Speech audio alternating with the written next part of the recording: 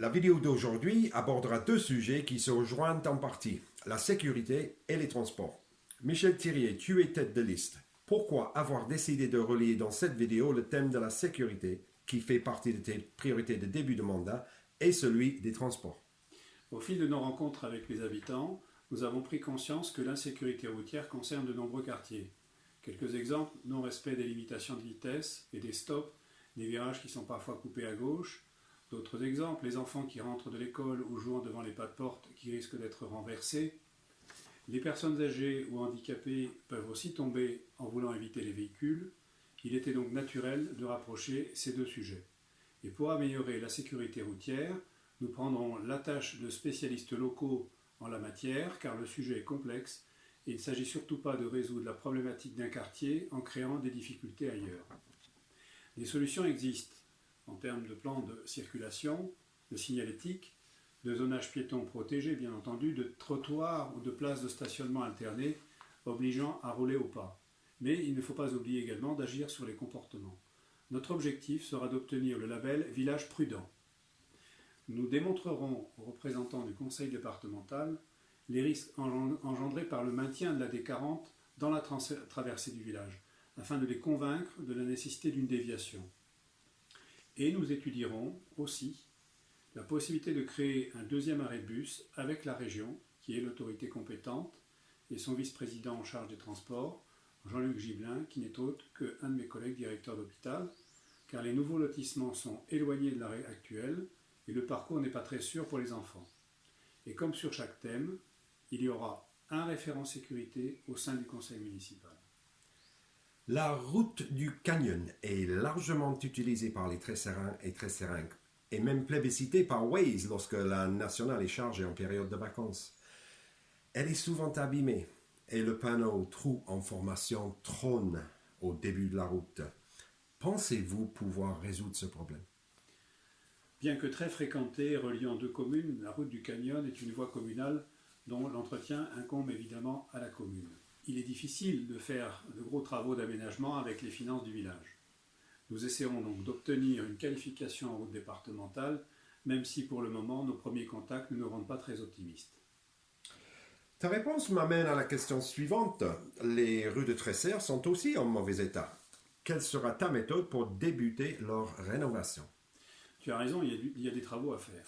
Cela prendra du temps et aura un coût non négligeable. C'est pour cela que nous établirons une programmation de la rénovation des réseaux et des voiries sur la durée du mandat en priorisant les rues les plus dégradées.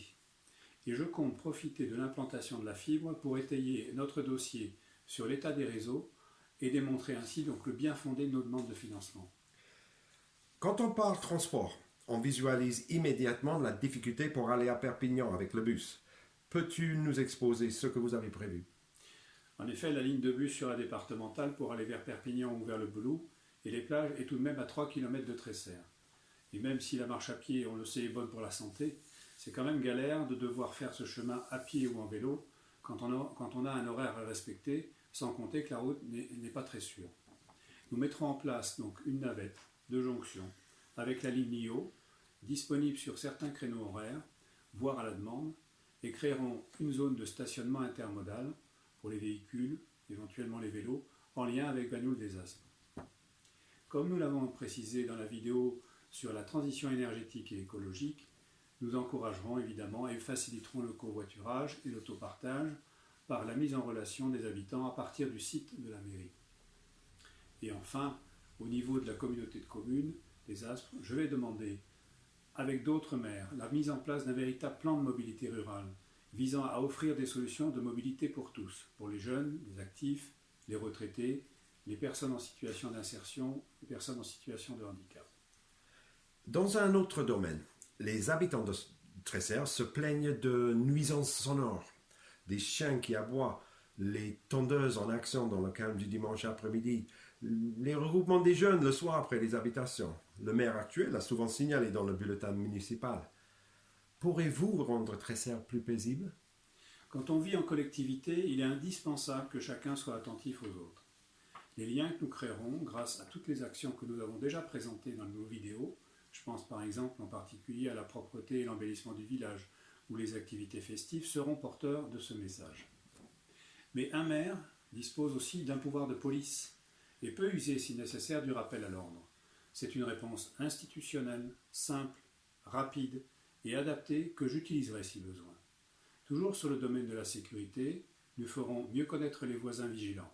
Ils sont identifiés, c'est évident, mais les habitants ne les connaissent pas, tous, et ne savent pas comment on peut faire appel à eux. La modernisation du site internet de la mairie permettra d'apporter plus d'informations et de les rendre plus visibles. Et je les réunirai régulièrement. Merci Michel pour tes réponses claires sur ce sujet délicat. J'en viens à la question rituelle de fin d'interview. Quel est ton message pour convaincre les Tresserrains et Tresserrainques de voter pour toi et la liste Ensemble Agir pour Tresserre?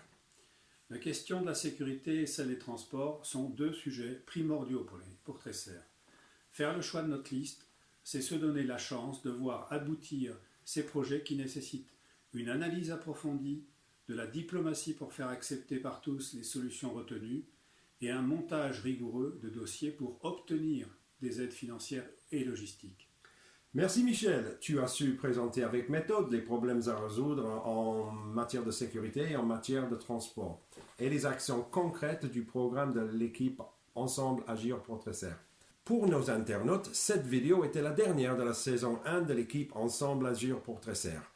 Si cette série vous a plu, il y aura une saison 2 où nous vous ferons partager l'avancée de nos actions en tant qu'équipe municipale. Alors votez pour nous et on pourra continuer à vous dire restez branchés et à bientôt.